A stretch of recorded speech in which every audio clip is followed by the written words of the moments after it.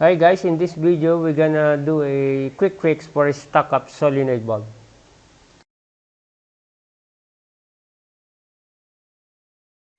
We're gonna remove the solenoid coil, so if you're gonna see guys, it's not energized.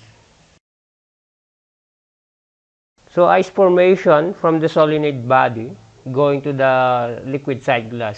So the stem is stuck up or there's some debris inside the bulb. That's why it's not sealing properly.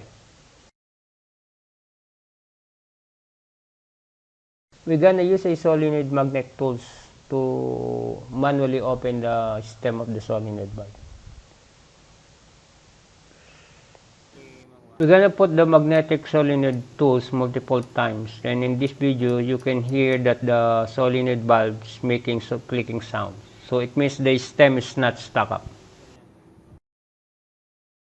So guys, we're gonna notice the ice in the upper part body of the solenoid bulb starts to melt. So it's a clear indication that the bulb is already sealing properly. After a minute, you're gonna notice that the ice is already gone. So the use of magnetic solenoid tools is effective in removing the debris in the solenoid bulb for quick fix. Thank you guys for watching my channel. Please subscribe and follow my page. Thank you.